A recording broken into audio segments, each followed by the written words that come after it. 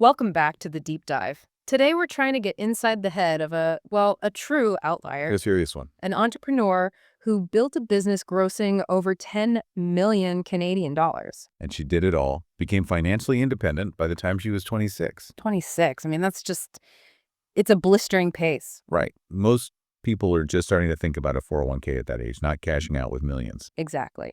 And our sources today are the lessons she learned from that high-speed journey. And our mission is to unpack two pieces of advice that just feel wrong. Totally counterintuitive. First, why focusing on saving money in your 20s is probably the biggest mistake you can make. And second, why you should actually chase success, get everything you want, just so you can realize none of it matters. It sounds like some kind of, I don't know, reverse psychology, but there's a deep strategy there. She basically says everyone thinks financial capital is step one. Right. Build a bank account. And she says that's completely backward. If you didn't, start with a trust fund, you're playing the wrong game. Okay, let's get into this because this whole sequence, it just flips the script on what you should be doing in your early career. So the standard advice we all get, save $10,000, maybe $20,000 in your 20s. Yeah, put it in an index fund and wait for 40 years. Right. The compound interest miracle, but she calls that the nickel and dime game. It's a guaranteed slow burn. It works if you have a massive principal to start with, but for most people, you have to play what she calls the leverage game. And that starts with assets that multiply your time, not just your money. Exactly. And there are 4 types of capital, Yeah. and the order is absolutely critical. So the foundation, the very first thing is intellectual capital. Mm-hmm. This is just aggressively investing time and money into skills, learning. Right. It's reading the classic books, finding mentors, taking courses, anything that fast tracks your development. The goal isn't just to know stuff, though, right? No, not at all. The goal is to make yourself so valuable that the market has to notice you. It's not about reading the book. It's about using what's in the book, like the next day. To solve a real problem. That's how you signal that you're valuable. Okay, so once you've got that foundation, then you move to the second type of capital, social capital. Your network. And this is where it gets interesting because you can't really build a good network without that intellectual capital first. You have nothing to offer. You're just asking for things. Exactly. Social capital is your reputation. It's influence. It's how many people will open a door for you. She says even in a 9-to-5, if you're the one always helping your boss or coworker solve problems, You're building up, like, social credit. you're building social debt. And when you need something, an opportunity, that debt gets paid back way faster and easier than just applying for a job online. Okay, so I think a lot of people might get that confused with the next step, which is human capital. How are those different? It's a difference between influence and action. Social capital is your reputation. Human capital is actually getting other people to spend their time and skills on your project. So, like, hiring people or recruiting. Right. And for her, she built this huge YouTube brand first. That was her social capital. Right. So when she needed to scale, people wanted to work for her. They already believed in what she was doing. So if you don't have a lot of cash, having that strong social capital means you can get talent, that human capital, Yeah. faster and cheaper. It's way cheaper because they're betting on you, on your reputation, not just a paycheck. It's this massive non-financial leverage. Which then finally brings us to the last step, Financial capital. the thing everyone starts with. But if you've built up your skills, your network, and your team, making real money, like your first 100K, then 500K, then $1 million. It just sort of happens. It's a consequence, not the goal. Exactly. It's the difference between trying to double, I don't know, $5,000 in the stock market versus having the leverage to build a business that makes $500,000. One is a nice hobby. The other changes your life. Okay, so that perfectly sets up the second, even more radical piece of advice. This one is wild. She says you have to intentionally work your butt off, get all the things, the dream job, the big house, the sports car, millions in the bank, and you need to do it sooner rather than later. And the reason is, it's almost philosophical. Hmm. She argues the only way you'll ever truly believe that none of that shit actually matters is to get it. To acquire it all first. Yeah. Otherwise, there's always that little voice, that what if, Yeah. that will just pull you back onto the treadmill. But isn't that dangerous? You chase all that stuff. Doesn't that just reinforce the idea that it's what matters? That's the risk. But she's saying you have to run the experiment. For her, getting all the stuff was a necessary step to a much deeper realization. She quotes Naval Ravikant. We have two lives. The second life begins when we realize we only have one. And she had that realization in her mid-20s. After she already had the Porsche, the Chanel bags, the bank account, the chase was over for her before it even began for most of us. And that, she says, is the real privilege. The gift of getting rich and realizing it's hollow early on is time. You get your time back. Time to build a peaceful life, to pivot, to do what you actually want. So now she's in her 30s, making YouTube videos as a hobby, spending time with family while they're young and healthy. Instead of grinding 80 hours a week for things she already knows don't make her happy. Right. And she knows people will criticize this. They'll say, well, you should just be mindful and peaceful now.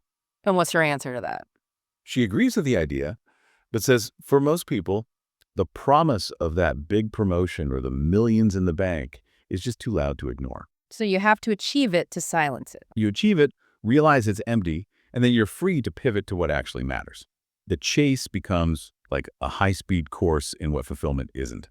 Okay, shifting gears a bit to the internal game. Especially when you're building a public brand, the feedback can be overwhelming. Yep. Her core lesson here is everything is a projection. And this gets so much harder the more successful you are because the volume of noise, good and bad, is just massive. So what does she mean by projection? She learned that almost every negative comment, every piece of criticism, it's not really about you. It's about the other person. It's their trauma, their own limits, their worldview just being reflected back at you. It's like a mental firewall. So if someone says you're working too hard, it might just be their own feelings about their own work ethic. Exactly. Or if they say you're too quiet, maybe it's their own anxiety about silence. You get to choose whether or not to internalize any of it. You have to separate useful feedback, like, hey, the audio on this video is bad. From personal attacks, like you're a terrible person. The first one helps you improve. The second one, she says, you just let go lovingly. It says everything about them and nothing about you. This feeds right into the next point, which is stop idolizing. She talks about having this fangirl energy when she was younger. Oh, we all do this. We put successful people or big opportunities on this huge pedestal. So where's the line? How do you admire someone without, idolizing them? She says the line is crossed when you give away your power. When you start to devalue yourself? Yeah, when you start thinking your time is less valuable than theirs or you'd do anything for that opportunity. She says peace comes the moment you realize they're just people and success is just an outcome. Be grateful, be respectful, but never put them above you. And the final piece of this section is so important for high achievers. Separate self-worth from work. This is a huge one. She says you absolutely have to question the quality of your work. Was this project good? Could I do better? You can never question your worth as a person based on that. Never. Because if you tie your identity to your business and the business fails, then what? Your identity fails too. It's a recipe for anxiety, self-sabotage, and some really dark moments. All right, this next section is all about action. The advice is so simple. Do things while you are excited. I love her analogy for this. And ideas like fresh food. If you leave it out for too long, it gets stale, it starts to look gross, and you just throw it out. And why do ideas go stale? Overthinking, doubting. We try to map out every single way it could possibly fail before we even take the first step. And so that initial spark, that excitement, just fades away. It's gone. Her advice is to just jump in when the excitement is at its peak. The worst case scenario is you learn something, which is still a win. This ties into the biggest advantage of being young, your risk tolerance. In your 20s, you have decades, literally 30 or 40 years, to recover from a mistake. So the potential upside of taking a big risk is it's massive compared to the downside. And she has a perfect example. At 23 or 24, she quit a stable, well-paying corporate job. Not to start her business, though. No, not yet. She quit to become a coffee retailer, making minimum wage. Wow. Okay, on paper, that looks like a career disaster. A huge step backward. But she did it for one reason. Time. She needed the mental space to build her YouTube channel. So she knew she could always go back to the corporate world if it failed. The real risk was not trying. Not buying that time for her passion project. You can afford to make the wrong choice. You can afford to, as she puts it, fuck around with life and see what happens. Especially before you have a mortgage and a family on the line. Right. And once you've done that exploring, you have to pivot. The next step is go deep instead of wide. So if you feel lost, it's okay to dabble in a bunch of things. But the second you find something that clicks, something that feels easy and you're passionate about, You have to focus. You have to go deep. Because the real advantage isn't being okay at 10 things. It's being world class at one thing. An A player can become an A+++ player with enough focus. She loved making videos since she was in high school, way before he could make money. She doubled down on that natural passion. That's where the real return is. And what if you're in that in-between space where you feel lost? She says you have to embrace being lost. She felt lost at 23 in her career and then again at 28, even when her business was a huge success. She calls it a beautiful, uncomfortable stage where your old self is gone and you haven't met your new self yet. It's not a crisis. It's an awakening. It's an exploratory phase. And it needs compassion, not criticism. As you go through all this growth, you're gonna change. And she talks about how her values shifted. Massively. After she hit all her material goals, she felt confused, anxious. Why? She had everything. Because her entire life, her business, her schedule, her social circle, it was all built to match her old values, the things she used to want. So there was this huge misalignment between her inner world and her outer world. Right, and that's a recipe for burnout and shame. Yeah. She had to be brave enough to change her entire environment. Wait a second. So at 28, she was so misaligned that she was willing to burn down a business that was making millions a year. Pretty much. Just to realign with her new values of peace and freedom. That takes an insane amount of self-trust. Guts, really. Yeah, no kidding. It just shows that inner peace was worth more than the external validation. For her, it was. Yeah. Now, on the topic of relationships, her advice on friends is really pointed. Don't ditch your friends just because you're on a personal development journey. You see this happen all the time. People start getting successful and develop this ego. A superiority complex. Like they've outgrown everyone. She says the better way is to try and lift them up, teach them what you've learned, share resources, open doors for them. But you also have to respect that everyone's on their own timeline. Exactly. Don't let your ego ruin relationships that are actually your true social capital. She shared a really personal lesson, too, about regret and family. Yeah, the one about her grandmother. To get to know your family. She said she deeply regretted not asking her grandma more questions about her life before she passed away suddenly. You know, like, how did you grow up? How did you meet Grandpa? What were your biggest struggles? That kind of wisdom, your own origin story, you can't get that from a book. You really can't. We just assume our parents and grandparents will be around forever, but tomorrow is never guaranteed. And the final lesson, when she wished she learned way sooner, was to understand politics. She said she grew up in a house where it was never discussed. She rarely voted. She just didn't think it affected her. It's easy to ignore politics until it directly impacts you. Right. Until services you rely on are gone, or your taxes skyrocket, or your rights are affected.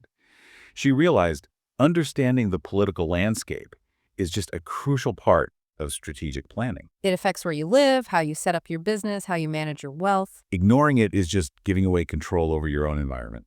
So we really took a deep dive today into this strategic chase for success and then the philosophical rejection of it. The central tension is fascinating, isn't it? This idea that you have to hustle, but not for money itself. You hustle for the non-financial capital first, the skills, the network, the team, and then the money sort of follows as a result. And after all that, you realize the money was just a tool to buy you freedom and peace. I think the most provocative idea here, the one to really sit with, is that we should maybe actively pursue material success now. Get it out of your system. Yeah, check off all those status boxes, just to speed up the realization that true meaning is somewhere else entirely. It's like paying for the lesson up front to buy back decades of your life. So if you embrace that idea, that the biggest risk is not trying, that you have decades to recover from any mistake, we have to ask you. What is that one stale idea you've got sitting on the counter, that thing you're excited about but keep overthinking? What do you need to stop ruminating on and just do?